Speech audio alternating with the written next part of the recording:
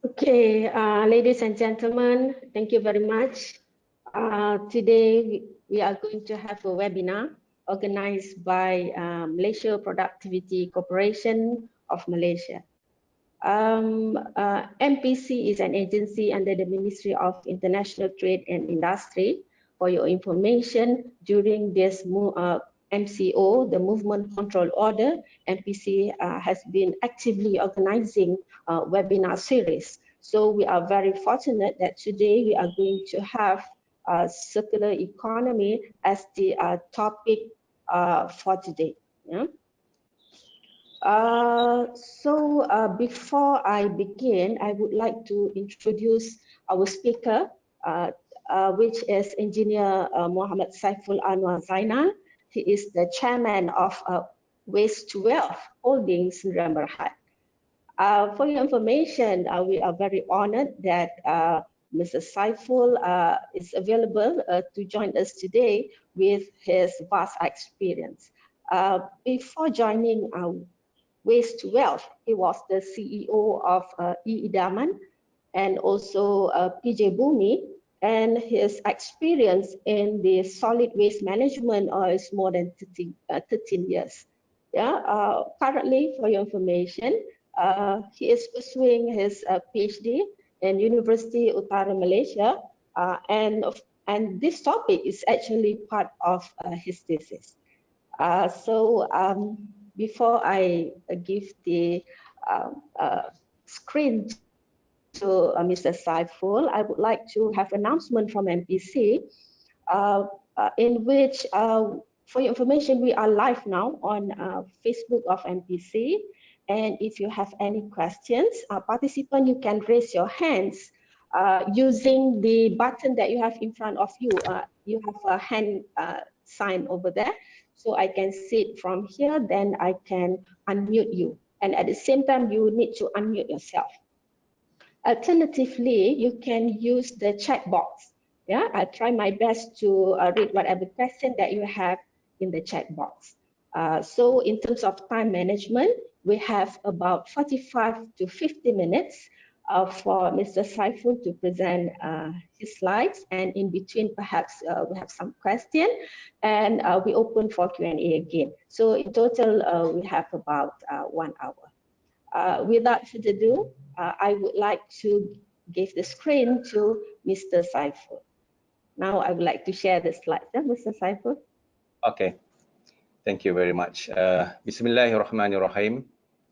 Assalamualaikum warahmatullahi ta'ala wabarakatuh. And a very good morning to everyone. Thank you to Dr. Ida for a very welcoming introduction. And the topics today that we're going to discuss is the keyword is sustainability and also circular economy. In this world, we have 196 countries, and everyone is pushing for economic growth, economic development.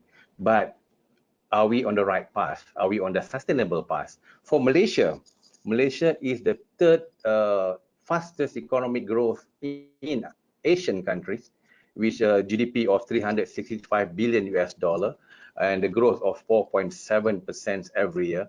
That sounds very good. Our poverty level reduced from 19.7 to 1.7 in 2012. But are we on the sustainable path?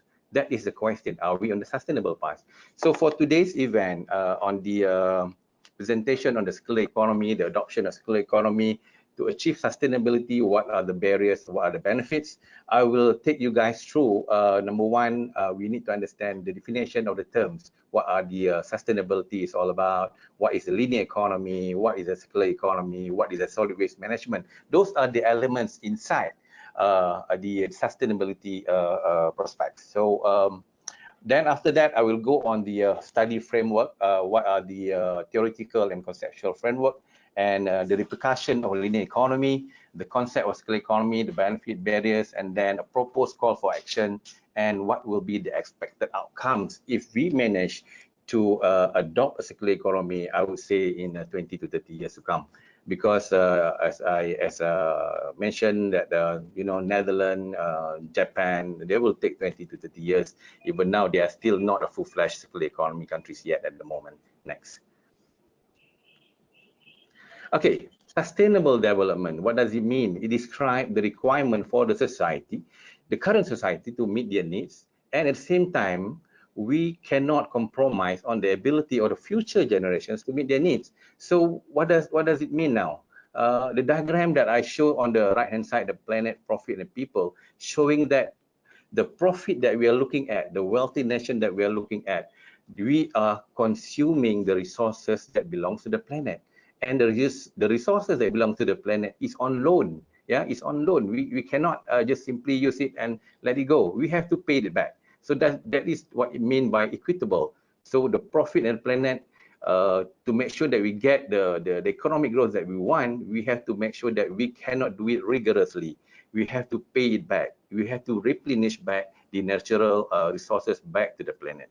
And for the people, it has to be viable. It has to be viable, meaning to say that it has to, the profit or the wealthy nation that we have is able to make sure that the people can live in a conducive and healthy environment. And between the planet and the people, they have to be endured. They have to be live together for a long time. So this is what they mean by sustainable developments. So I hope by understanding the sustainable development, we can go and understand for a future slide that I'm going to show you on the circular economy, linear economy, and how does it affect our sustainability. Next. So this is a linear economy. Linear economy is a traditional practice that have been practiced I think for the past centuries. Yeah, and the problem with the linear economy is that it is a throwaway concept. It's a throwaway concept where we extract the natural resources, we manufacture the product, we use the product, and at the end it goes to the landfill or even as a wastage. And based on the study by International Solid Waste Association, it says that 80 to 90% of the material will go to landfill or become waste within 6 months. And 20% of the extraction of natural resources that we use become waste within the year. So what does it mean? That means we are consuming natural resources very rigorously, and it goes to the landfill. And this is the reason why the world is not sustainable. So linear economy is economic growth that is for a short-term revenue gains. So one day we will come and reach to the threshold effect, saying that when our economy is going to boom, but at only one point, the further growth on our economy will deplete our natural resources, will degrade our environment, will degrade the quality of life of people, and what happened to that? The massive waste generation will come to the world. So this is why linear economy is not sustainable. Next. Okay, this is a circular economy. Circular economy is a catalyst. It's a catalyst to sustainability. What it does, if you compare the linear economy, is extract, make, use, and dispose. Circular economy work on the closed loop system, meaning to say is underpin the strategy of the 3R principle of reduce, reuse, and recycle. And circular economy is trying to efficiently utilize the resources as long as possible. And circular economy also promotes the use of renewable energy. And this is how we can make sure that our planet will live longer and we are able to sustain for our future generations. So the concept of circular economy, we have three. Number one is that design outweighs and pollution. So in the design of the product, we have to make sure that the design is a thinking of the future, that there shouldn't be any waste and there shouldn't be any pollution. And number two, we are trying to make sure that the product is designed in such a way it can be easily used, reused again, and recycled. There's no waste when it comes to circular economy. There's no waste going to the landfill in a circular economy. And the third one is regenerate natural system, meaning to say when we have the organic waste, it goes back to the world, to the earth as a soil conditioner, compost, and we can use anaerobic digester. We can use also as the animal feed for the organic waste. So you can see that diagram, the circle diagram for the raw material, then it goes to the extraction, use, manufacture, come back. In circular economy, only the small portion of residual will go as a waste. And the down part, you can see the diagram on the linear economy and circular economy. So with a circular economy, We recycle our organic waste, we recycle our material, and we produce a minimum pollution and waste because we are using a renewable energy instead of the fossil fuel. Okay, next, this is a circular economy. Next. Okay, this is a waste management. Waste management is at the end part of circular economy. As what I mentioned earlier, before this to many of people, recycling is not the first choice. Recycling is the last choice, yeah?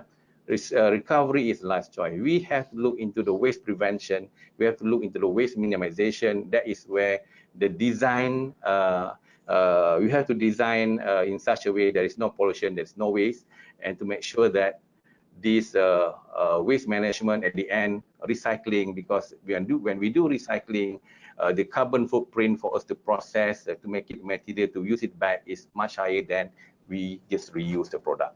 So solid waste management is at the end of the circular economy. Next. Okay, what is the common interest? This is based on my study and my understanding. The global sustainability, the common interest. You can see the sustainable development, the circular economy, the waste management. The key word here is managing resources. Managing resources is inevitable to achieve sustainability. What I say is that because sustainable development requires a conservation of natural resources, circular economy is the management of raw material resources, and the waste management is a management of resources wastages. So we don't want anything goes to the landfill. We don't want anything to go as a waste. Everything will be used in a circular, in a closed loop system. Next. Okay, this is a framework, yeah? The framework, number one, the problem statement is very simple. The existing linear throwaway concept is not sustainable. It's not sustainable. We have to move away from this system. And to move away is not that easy, yeah? If a developed country will take 30 to 50 years, even now they have, I don't believe is there any one other country, even OECD countries that have been a full-fledged circular economy. Japan is still struggling, Netherlands is still struggling, China is still struggling, and Malaysia is just getting to know the definition of circular economy, yeah? So we are still a long way to go. In terms of the objective, this is based on my study, yeah? Okay, this is more on the framework, the transition to circular economy. I will say, you can see now the COVID-19 issues, yeah? The COVID-19 issues, without the political will, I don't think that Malaysia can be something that one of the best country in terms of managing the pandemic, yeah? Because of the political will, we have the good prime minister, we have good ministers, we have good doctors, and we manage it. So number one, I put political will is a must. We have to make sure that the circular economy is the national agenda and will follow by every layer of society, including the government, the public, the privates, everybody. It has to be inculcated as a culture, yeah? And you can see the key enablers. I will explain in a later part of the section. This is more or less on the framework, how we want to transit from the linear to circular economy to achieve a sustainable development. Next. Okay, this is the repercussion of a linear economy. When we practice a throwaway concept, we will definitely consume all the resources, yeah, and the resources come from the planet that belong to the future generation. So when we have to utilize the resources, it will be definitely, number one, it will be in tandem with our gross domestic product, the GDP. Yeah. Number two, the global rate of natural resource depletion is 45% the cost of GDP. And Malaysia is an upper middle income countries. Our depletion rate or the wealth depreciation is 34%. Yeah. And it's much higher on the low income, and it's about 88%. And the global natural resources annual extraction as at 2016, 90 billion tons, and the per capita is 12 tons per capita. That means every person like us, we deplete 12 tons per capita per year, and only 10% is recovered. So you can imagine 90% that we harvest every year per person, yeah? And we have now about 7.8 billion population in the world. And the lifespan of the natural resources, okay? We have two natural resources. We have renewable and we have non-renewable. So for the non-renewable like oil, we have only 40 years from now. Natural gas, we have 60 years. And phosphorus, we have 100 years. And coal, we have 200 years. Can you imagine that? We have only 40 years for our oil to be in our planet, yeah, and this is very alarming. And definitely, circular economy is a must, is a mandatory for Malaysia to look at. Okay, on the climate change, when you have to utilize or consume the resources, you need the energy. Yeah, when you need the energy, the CO2 emission, the methane emission will be there, and this is the main cause for our climate change. Yeah. And then the EU, yeah, the EU countries recorded, they say that if they can manage to reduce the climate change, they can increase 4.6% GDP by 2015. This is a previous on the renewable energy. So we can do the same. In terms of the waste management, the repercussion on linear economy, everything goes as waste. Yeah, as I mentioned earlier, 80 to 90% will become waste not even a year, and 20% of the metal production become waste not even 6 months.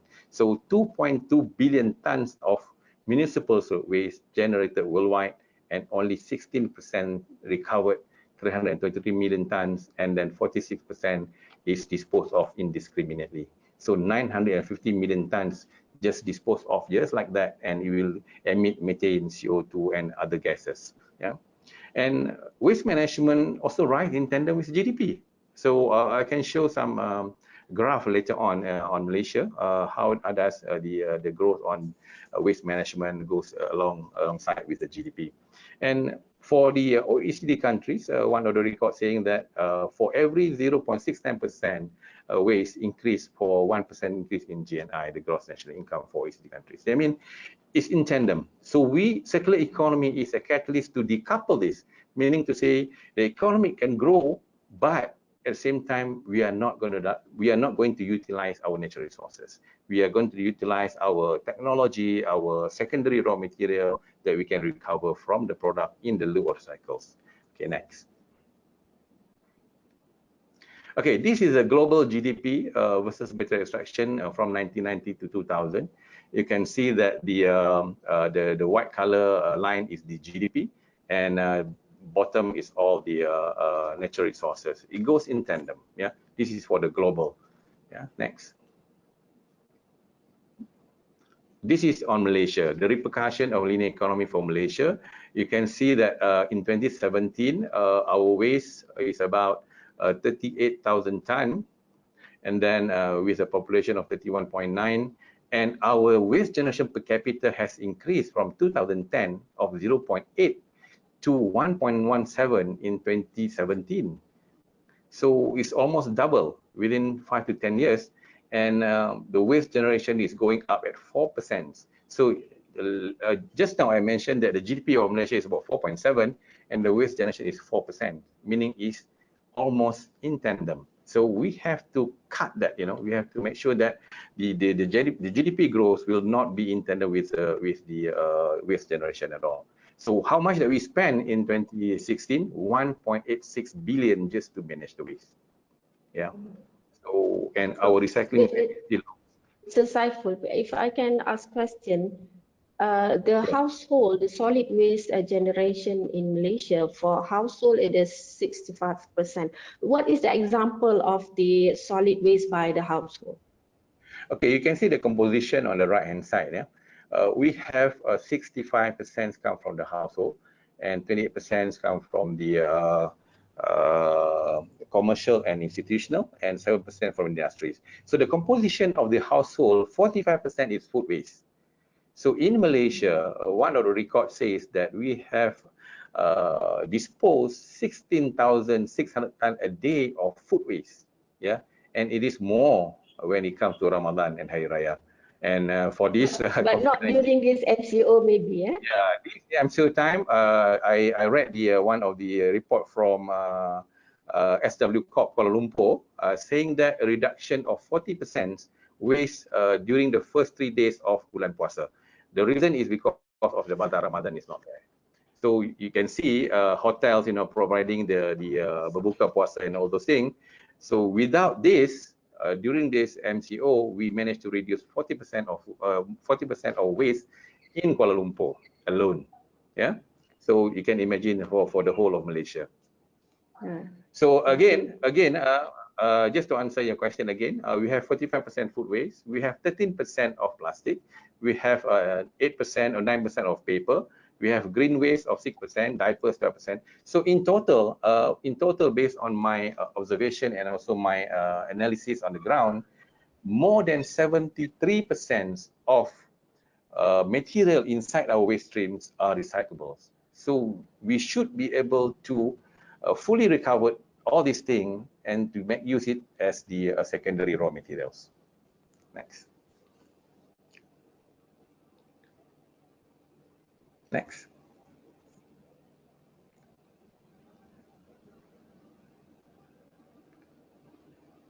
Okay, this is the basic example. Economic growth is the driver.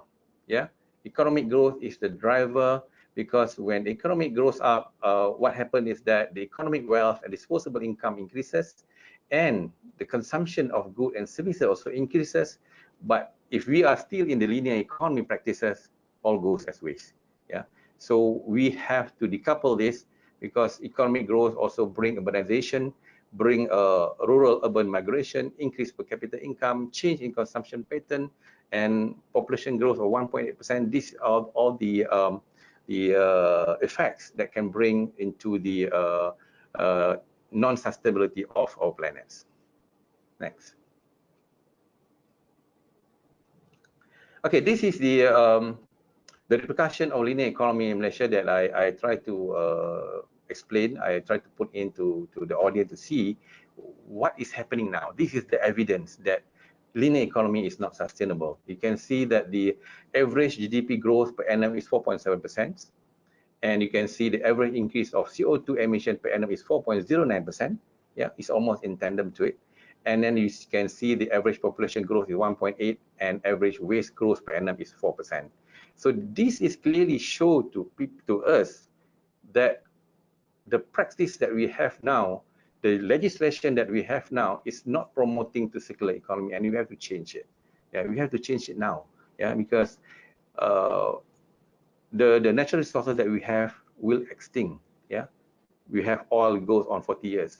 So we are, we are now 2020. By 2060, we don't have any more oil. This is the prediction done by the geologists, and the data is from the World Bank.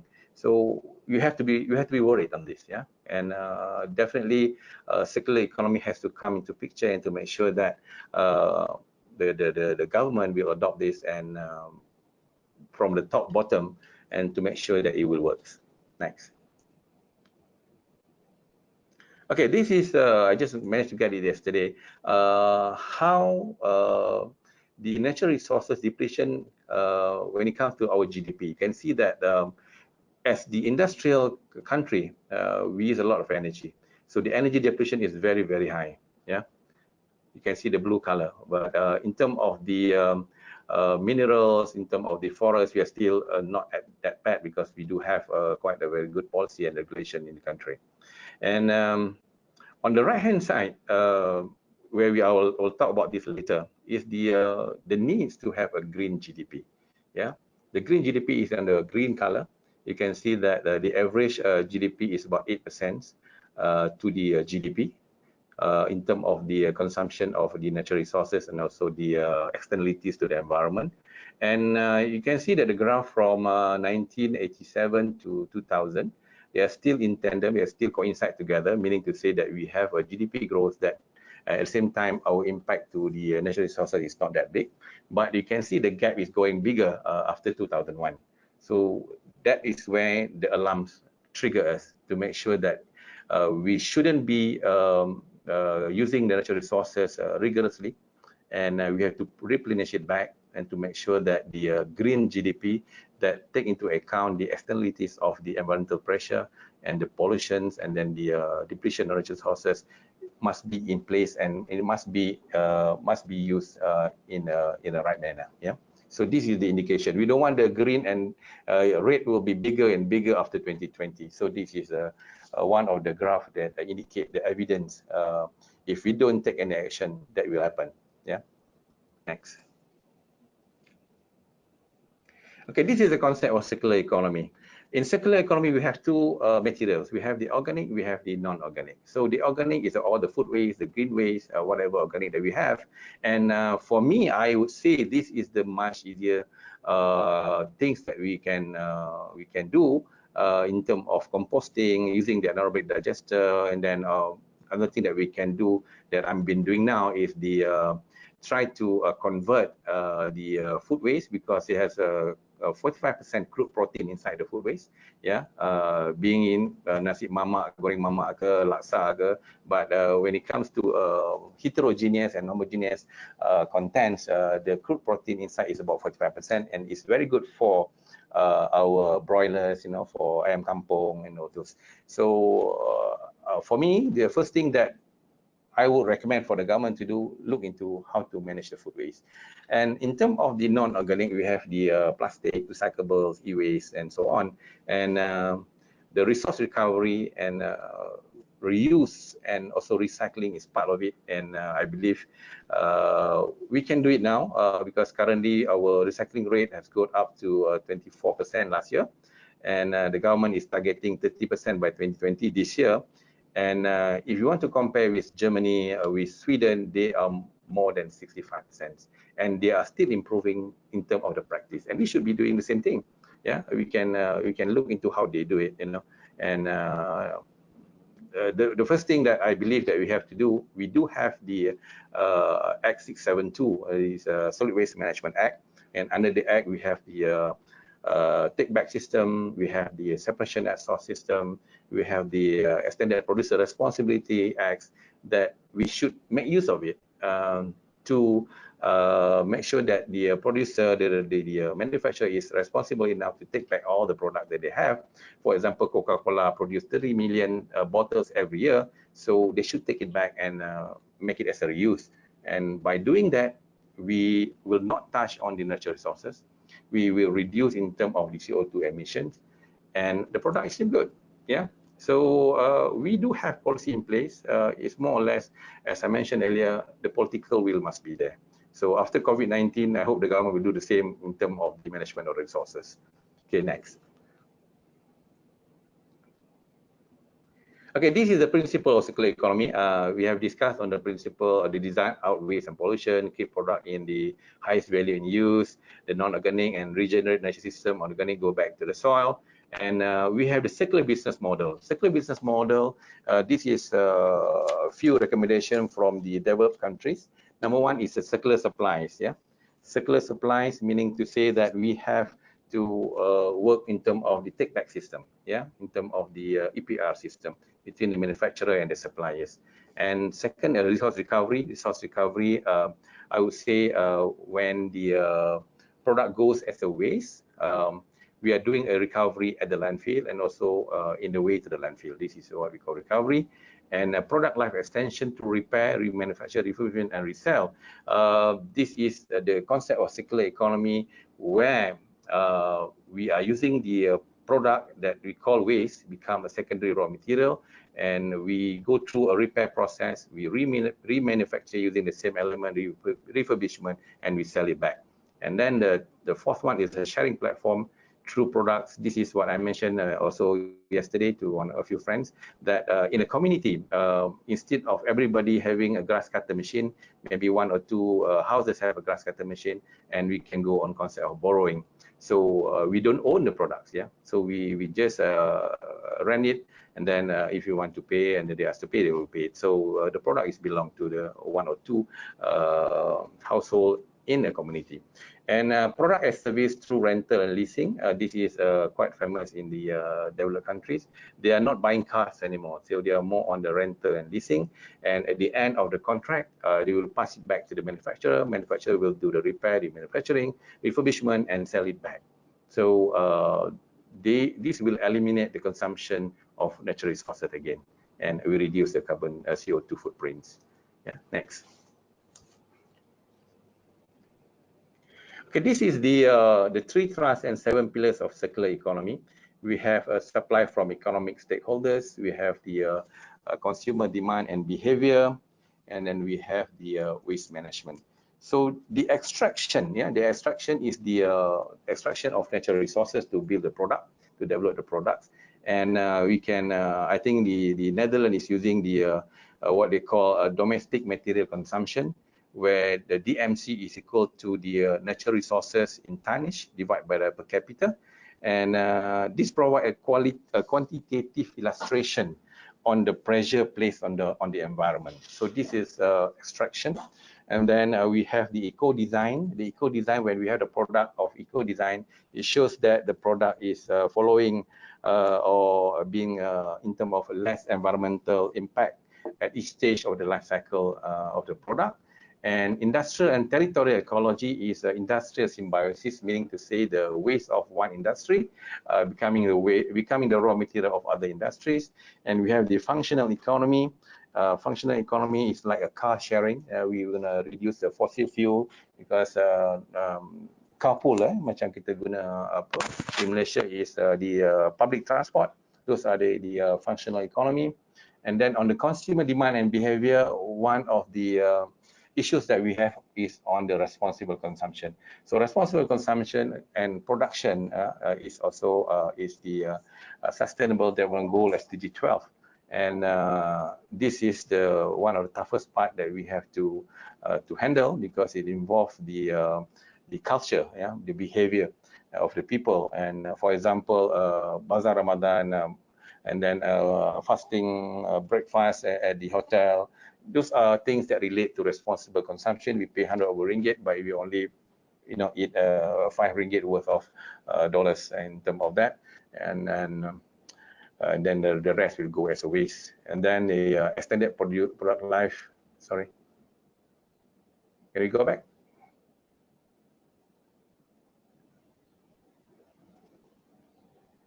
Extended produce in terms of the 3R, we will extend the life of the products.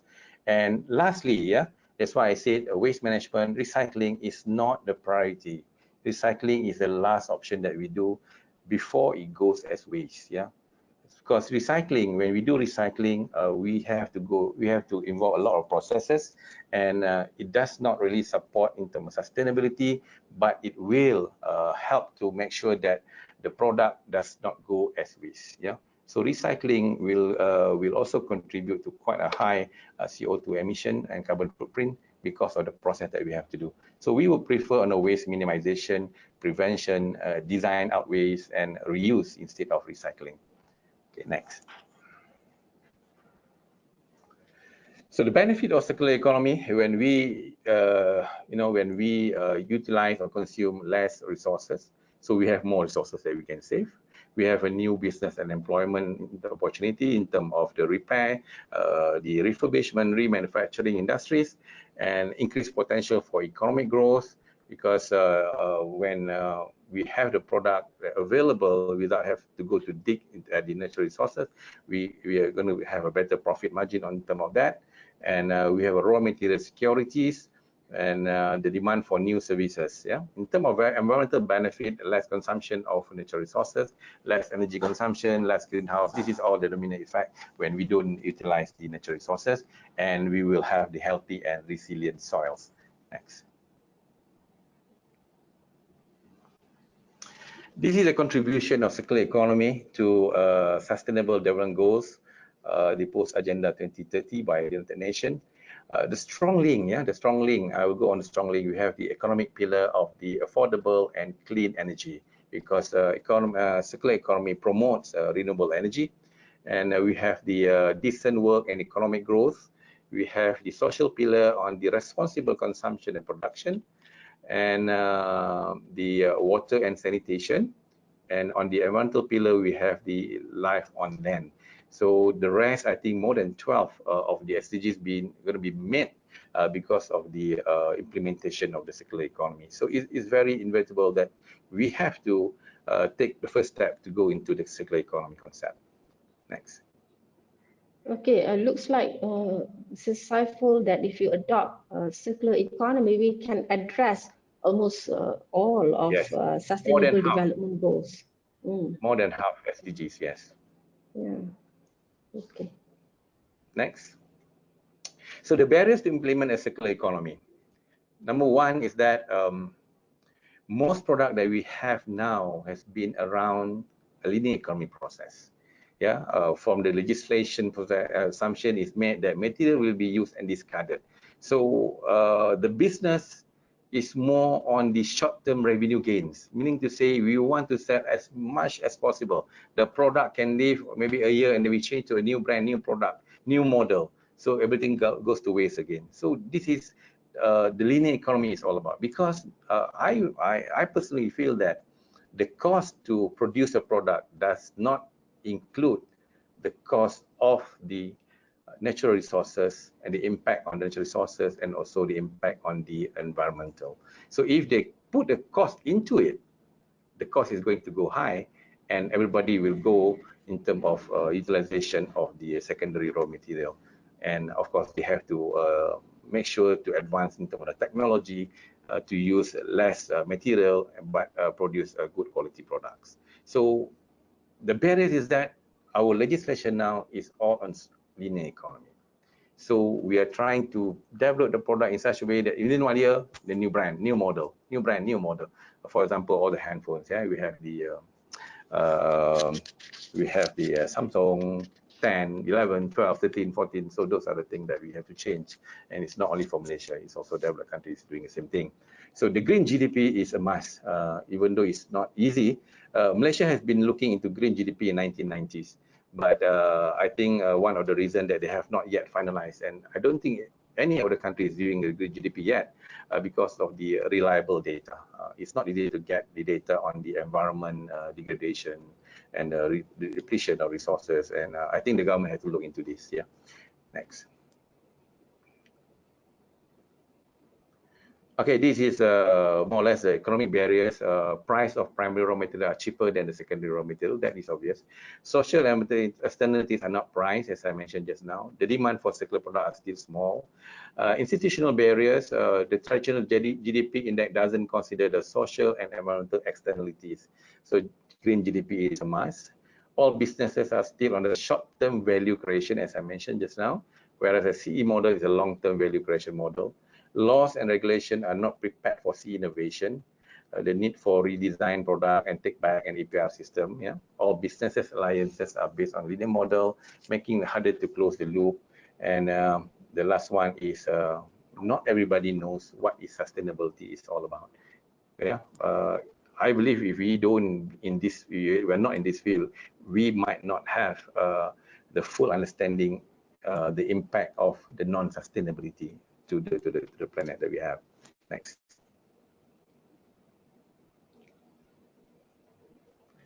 Okay, call for action. Very simple. It's from the resource consumption, we have to go to the resource management. Yeah.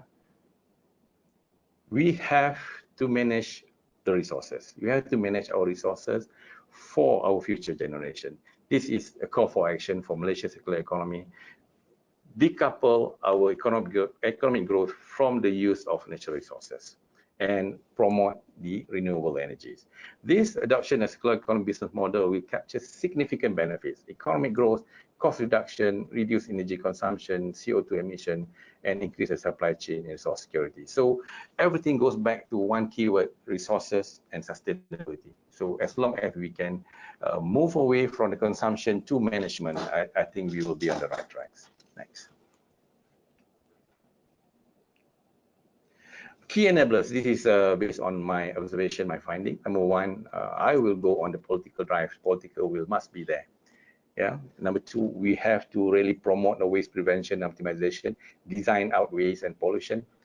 Technology, we have to bring a technology from developed countries, and we do have a lot of Malaysian expertise as well. And waste to energy is also a must, because out of the 38,000 tons a day, probably 10 to 20% are still residual.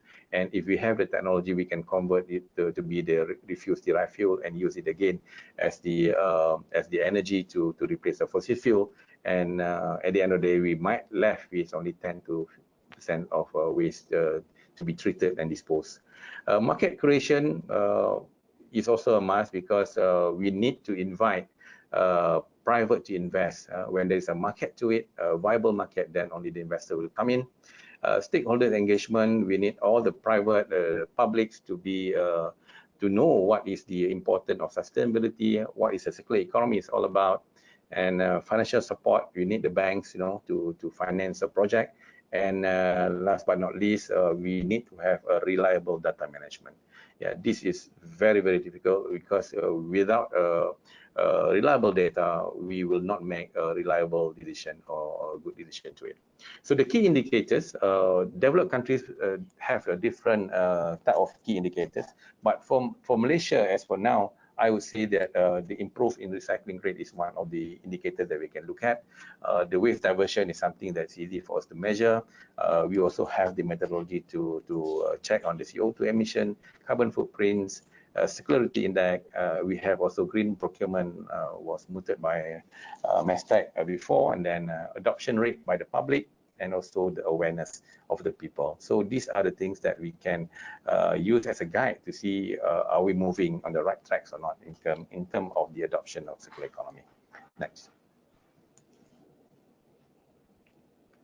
Okay, call for action. Number one, this is based on my experience and this is based on my individual recommendation. Number one, we have under the Act 672, the Waste Management Act, enforce the separation at source stringently. Yeah, because we started to enforce this in June 2016. Yes, June 2016. But as of now, I believe that the result is not really encouraging. So we have to follow something like Singapore, how they do it, to make sure that if we go there, we don't even dare to throw the waste, from our pockets. So separation at source is very important because we want to make sure that we have a clean, good, and quality product from the source. And like the bottles, if you go to the landfill, it's already dirty, and then the value is going to go down. So separation at source is very important. Number two is introduce pay as you throw principle. This will limit the people to throw the waste. Yeah. When you have to pay extra, when you generate extra, people will tend to reduce it down. And extended producer responsibility is very important as well, to make sure that the manufacturer like Coca-Cola, FNN, and then Spritzer, those cars, will be responsible enough to take the end of the end life of the product back to them, and to make sure that they can reuse or do something else. So in developed country, many of them introduce a landfill tax. So we are trying to limit waste that is not supposed to go to the landfill, to make sure that they make good of it. Yeah. So we do have they do have a landfill taxes, and enforce a related policy to support CE implementation. Probably we have to seriously look into the green GDP, green products, and to make sure that the externalities like the environmental costs will be imputed in our cost before we can sell. So meaning to say, if they don't use the secondary raw material, they use natural product, the price might be higher than the normal price. And the pull factors is that we develop a facility to recover energy and market creation. And I think in Malaysia, the target is that by 2030 is 20% renewable energy. And now we are only about 12%. And by 2050, the nation target is 50% renewable energy to be used. So the plan is already in there, but the implementation is one thing that we have to look at. And the pull factor, again, introduce mechanism, infrastructure, tax incentive to encourage reuse, recycling, and waste to energy. And last but not least, again, enhance awareness and knowledge on sustainable development. If every one of us, we have 32.8 million population, and put aside the babies and the kids, if all the adults understand what sustainable is means to us for future generation, I think we are in the right tracks. Next. Okay, this is just a diagram to show what we can do. The initiative towards a circular economy, again, a pay-as-you-throw principle, special net source, value food, no waste, EPR,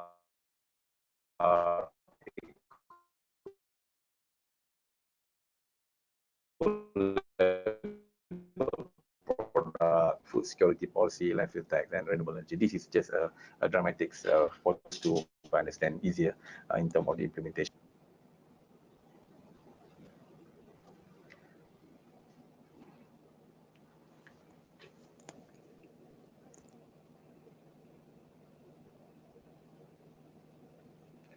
Okay, in terms of the proposed steps for Malaysia to adopt circular economy, I would frankly say I've been in the waste management industry for the past 15 years. For us to go straight to circular economy is not that easy. Even developed country will take 30 to 50 years to do it. I would suggest that we go on the reuse economy first in the waste management level, meaning to say from the 38,000 ton a day that we generate and dispose, we have to fully recover, fully make use or reuse and recycle the 73% of valuable material inside the waste. Meaning to say full recovery from 2020 to 2030 as a short, medium term planning. And of course, along the way, we utilize the renewable energy. And after we manage to capture 100% of the available resources in the waste stream, then we go and look into how we can manage the resource management, where circular economy is more on the upstreams. Yeah, it's more on the upstreams, and it is more on the waste prevention, design out waste, design out pollution, and it will need a lot of efforts from the government and also the industries to change the habit, to change the design of the product, to make sure that every product that we develop after this, after 2030, is that there shouldn't be any waste on Earth at all. So it has to be able to be reused and goes back to the production cycle. Yeah, and again, responsible consumption is very important to every layer of society. Next.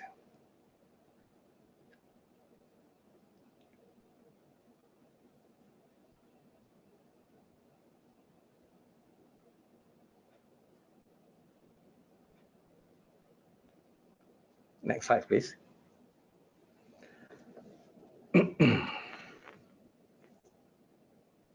You're almost to the end of the presentation.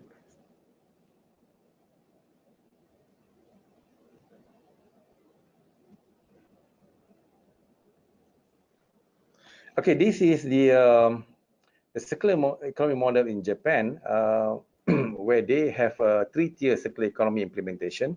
And I think this has been used in China as well. The number one is the resource management at individual industry level. And then the next step will be the resource management at eco-industrial park level, where the industrial symbiosis is. And the third one is resource management at the regional level, is where they share all the resources. So we can go into detail, because today is just more on pengenalan on the circular economy. But this is the way how Japan is doing it, and they are the country that have the most law when it comes to circular economy. I believe they have more than 15 laws related to circular economy. Yeah, they are very serious on this. Next.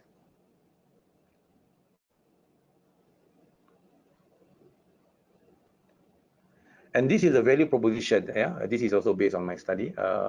If we can 100% recover the resources or the valuable inside our waste stream now with 38,000 ton a day, which 45% are food waste, we have recyclable 22%, we have green waste, and we turn it into a product. For example, the food waste goes as a chicken feed, and then recyclable as secondary raw material, and then the green waste becomes as compost, and residual waste we can make use to become the refuse derived fuel to replace the fossil fuel. The value proposition in terms of business, in the amount is 6 billion per annum. This contribute to 1.5% of our GDP growth. And this is not impossible, it can be done. So that is why in my proposal, before we go to a full-fledged circular economy, let's go on the reuse economy, make use of whatever resources that we have in the waste stream first. If we can do this, then only there will be a baby step to go to circular economy. If we cannot do this, it's not that easy to go on circular economy. That is my personal opinion on this. Next. Okay, this is the expected outcome based on whatever the government expression is. We have to increase GDP, but we want to decouple this from natural resources. 45% reduction of GHG greenhouse gas emission. This is the from 2005 emission. It's been pledged by our Prime Minister. And then we have a 40% landfill diversion, in which I believe that we can do more. And even the same goes to the 30% recycling rate in 2020. This is the expression by the government. And I believe if we have the awareness, and then if the government is on top of this, the top bottom instruction to this, I think we can go far better than this. Yeah. Next. I think that's all from me in terms of the fundamental understanding of the circular economy, how we want to go about it, what are the barriers and what are the benefits. Thank you so much. Thank you very much, Mr. Saiful. Very insightful presentation. I think it opened my mind in terms of circular economy. I read a book on the World of Three Zeros by Yunus, who is the Nobel Award receiver. 30 means zero unemployment, zero carbon emission, yeah? Zero poverty. So very much in line with circular economy that we have discussed just now. Okay, ladies and gentlemen, our participants, I would like to open to the floor. If you have any question, please raise your hand. Raise the hand means in front of you, you have the icon of hand, like this, icon in front of your computer. You can click that icon. So I can see that in my screen here. Or alternatively, you can use the chat box. Yeah, the chat box, you can ask questions. Okay. Let me see. I think we have hands here.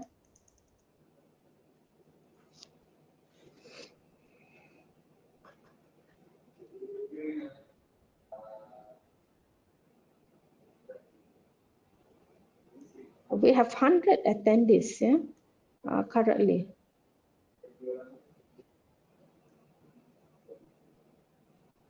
Okay.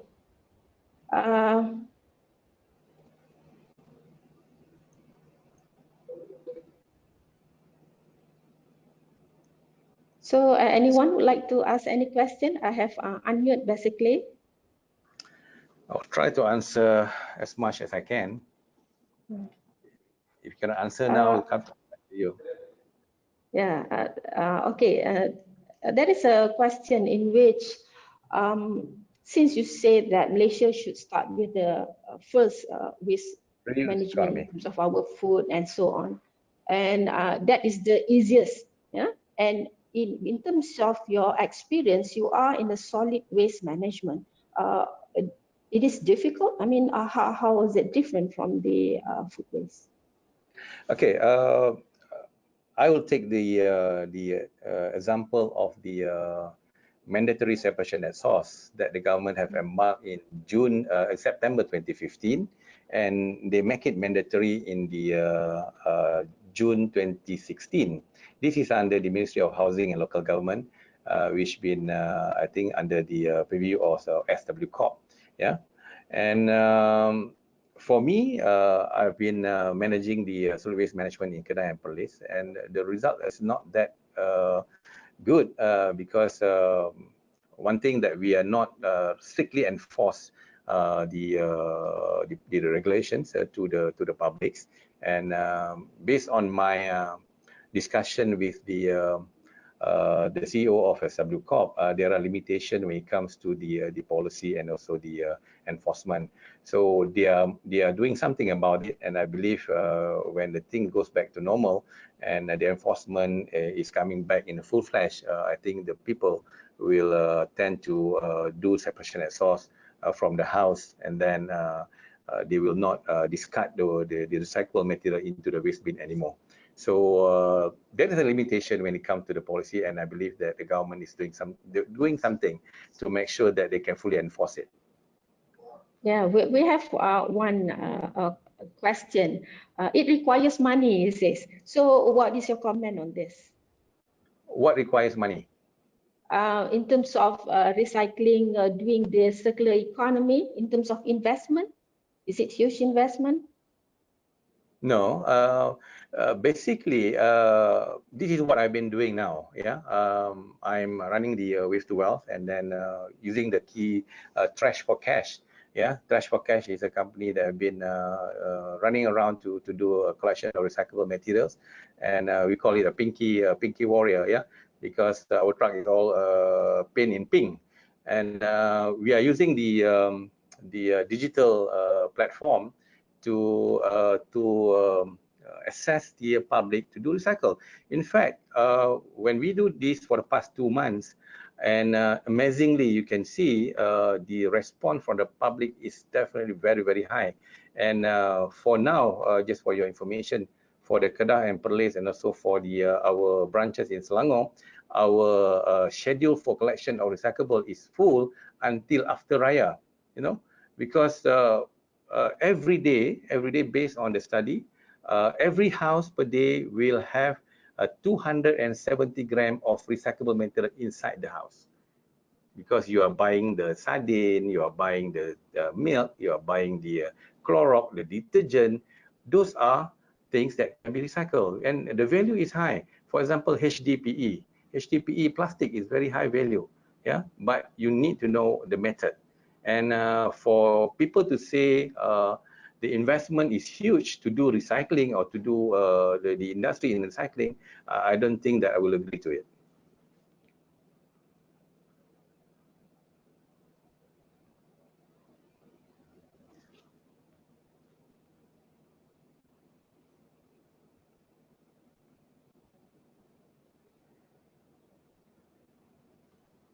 Okay, there is one question from the participants.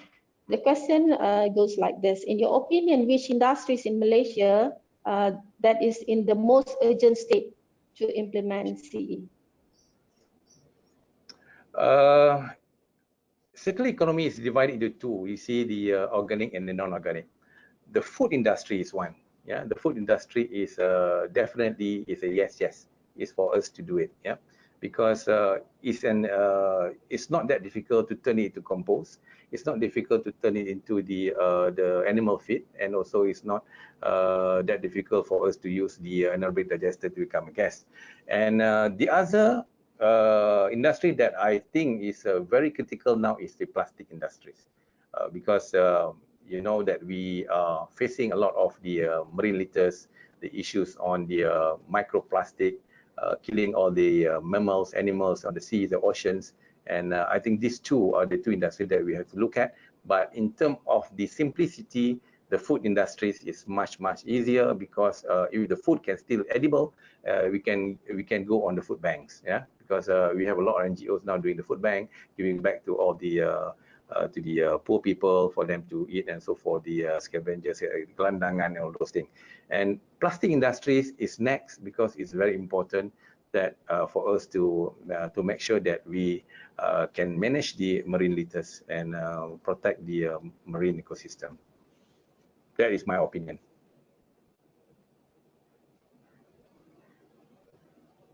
Participants, Puan Fauzia Hanum asking whether we can have the slides presentation shared with the participants. Yeah, why not? It's no problem. Yeah, go ahead, because we are sharing the knowledge now. Just go ahead. Yeah. Okay, thank you. Thank you very much. I think that's all. We are close to 11 already.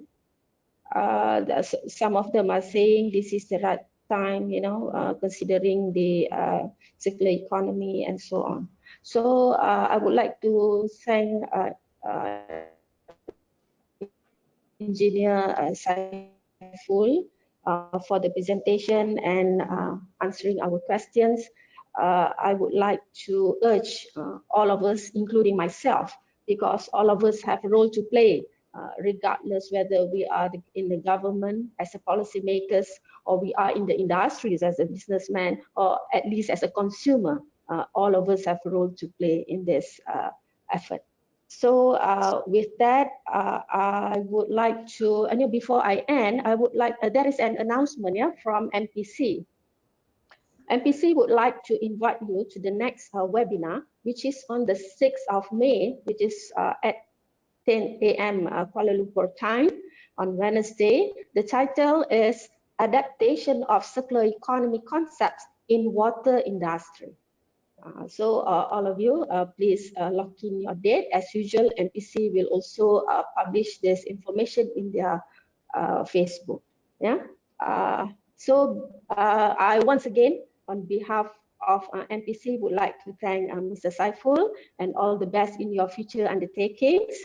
And I would like to congratulate MPC for being able to organize this kind of fruitful session webinar during MCO in Malaysia. So with that, I would like to end the program, the webinar program today. Thank you very much, ladies and gentlemen. Thank you.